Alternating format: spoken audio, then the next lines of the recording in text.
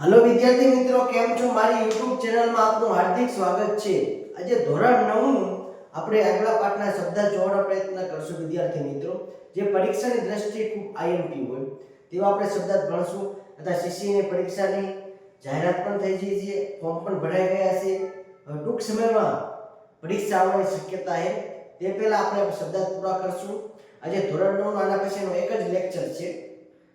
આપણે ધોરણ 9 કમ્પ્લીટ કરશું, એના પછી આપણે ધોરણ 10 તરફ આગળ વધશું। તો વિદ્યાર્થી મિત્રો, આપણે જોઈએ ધોરણ 9 ના જે શબ્દ જે પરીક્ષાની દ્રષ્ટિએ આઈએમપી હોય। બોડો ઝવેરચંદ મેઘાણી। વિદ્યાર્થી મિત્રો, ઝવેરચંદ મેઘાણીને કોણ લોક સાહિત્યમાં મોટું નામ એટલે ઝવેરચંદ મેઘાણી। તેમનો જન્મ વિદ્યાર્થી મિત્રો ચોટીલામાં થયો હતો। વિદ્યાર્થી મિત્રો, સુરેન્દ્રનગર જિલ્લાના ચોટીલામાં ઝવેરચંદ મેઘાણીનો જન્મ થયો હતો, પણ તેમણે કર્મભૂમિ બોટાદને બનાવ્યું હતું। વિદ્યાર્થી મિત્રો, મોસ્ટ આઈએમપી ઝવેરચંદ મેઘાણીની કર્મભૂમિ એટલે કે બોટાદ અને જન્મભૂમિ એટલે કે ચોટીલા। વિદ્યાર્થી મિત્રો, પરીક્ષા દ્રષ્ટિએ ઘણા બધા ઝવેરચંદ મેઘાણીના એક કૃતિ જે પૂછાઈ શકે કે સૌરાષ્ટ્રની રસધારા છે। એના સિવાય વિદ્યાર્થી મિત્રો ઘણી બધી આપણે જેમ કે મને લાગ્યો કસુંબલનો રંગ, ઘણા બધા અને આપણા લોક શાયર તરીકે ઓળખાતા લોક શાયર એવા આપણે ઝવેરચંદ મેઘાણી સોરી વિદ્યાર્થી મિત્રો, લોક શાયર યાદ રાખજો તમે। તો હવે એ પાઠમાં આવેલા શબ્દ આપણે ભણવાના પ્રયત્ન કરશું વિદ્યાર્થી મિત્રો। બોખ એટલે કે કોષની આગળના ભાગમાં પાણી કાઢવા માટેનું ગોળાકાર ચામડું। વિદ્યાર્થી મિત્રો, મોસ્ટ આઈએમપી શબ્દ સમૂહ માટે પૂછાઈ શકે બોખ। બોખ એટલે કે કોષની આગળના ભાગમાં પાણી કાઢવા માટેનું ગોળાકાર ચામડું, એને બોખ કહેવામાં આવે છે। ગોલાપા એટલે કે દાસપણું। વિદ્યાર્થી મિત્રો યાદ રાખજો, મોસ્ટ આઈએમપી ગોલાપા એટલે કે દાસપણું। ગોલાપા એટલે શું થાય વિદ્યાર્થી મિત્રો? દાસપણું। ત્રણ ચાર વાર બોલજો, ગોલાપા એટલે કે દાસપણું। ધાણ એટલે કે અન, આ તો વિદ્યાર્થી બધાને ખબર હોય કે ધાણ એટલે કે અન। ત્યારબાદનો શબ્દ સુધાતુર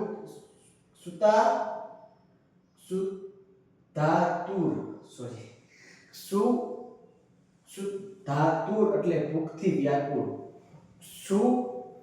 સુધાતુર એટલે કે ભૂખથી વ્યાકુળ। વિદ્યાર્થી મિત્રો, મોસ્ટ આઈએમપી જોડણી પૂછાઈ જાય સુધાતુરની અને ભૂખથી વ્યાકુળ કહેવામાં આવે છે।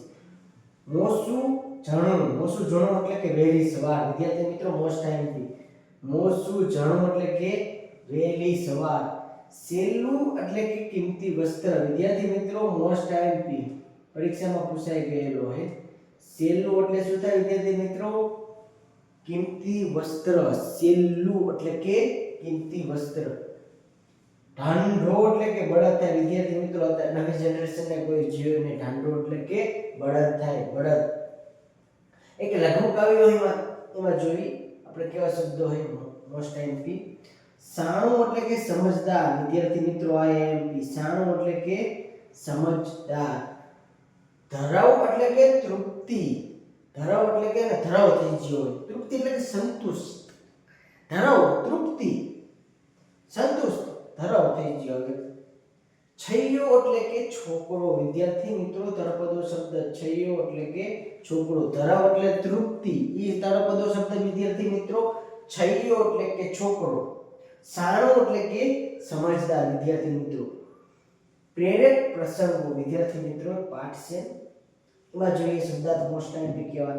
લાગ લગાટ એટલે કે સતત। લાગ લગાટ એટલે વિદ્યાર્થી મિત્રો શું થાય? સતત।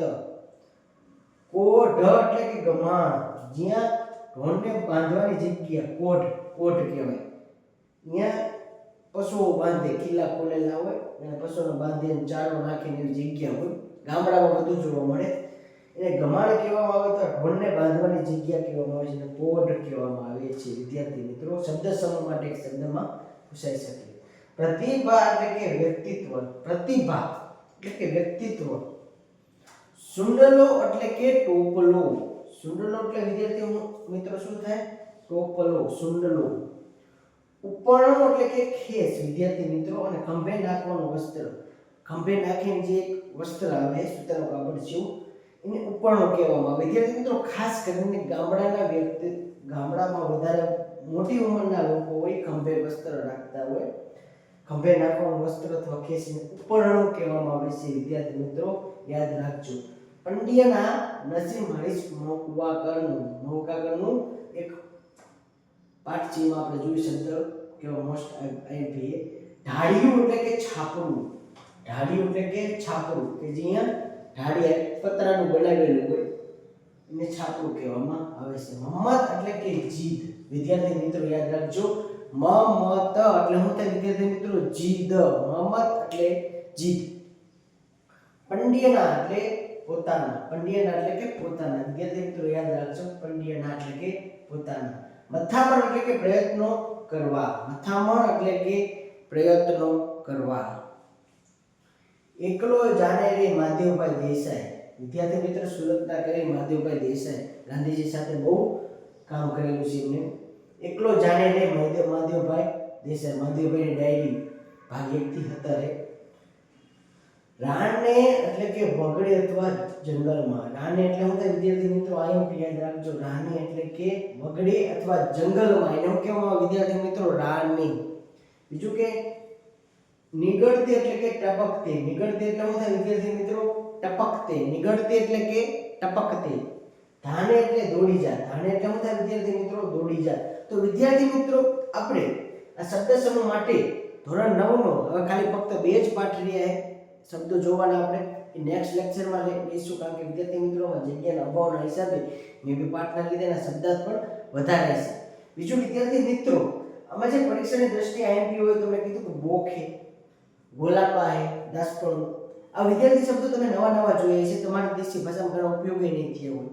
જેમ કે બોખ એટલે કે અત્યારે બોખની થતા જરૂર નથી, પહેલાના સમયમાં બોખની ખૂબ ઉપયોગ થતો હતો.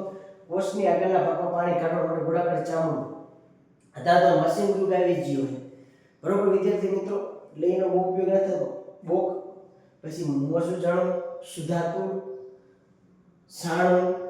વિદ્યાર્થી મિત્રો જે શબ્દો ખૂબ બધા મોસ્ટ આઈએમપી છે. ઉપરણું વિદ્યાર્થી મિત્રો પૂછાઈ શકે, પંડ્યના હે, મમ્મત હે, પછી ધાને હે.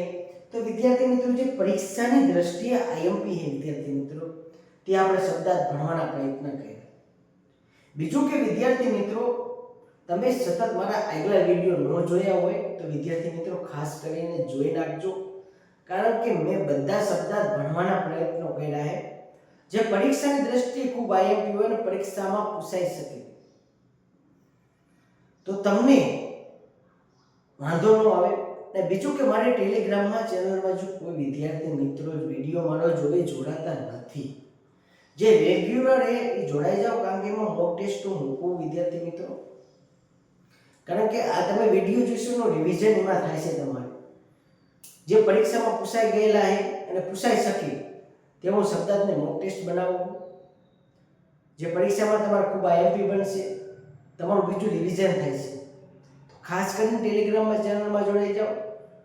અને બીજું કે મારો વિડીયો ગમતો હોય તો સબસ્ક્રાઇબ ખાસ કરી નાખો વિદ્યાર્થી મિત્રો, અને એનું બેલ આઇકન પણ દબાવી નાખો, જેથી નવા વિડીયોની નોટિફિકેશન તમને મળતી રહે. તમને વિડીયો કેવો લાગ્યો તો કોમેન્ટમાં તમે સજેશન પણ આપી શકો, તમને મજા આવે શું છે, બરોબર વિદ્યાર્થી મિત્રો.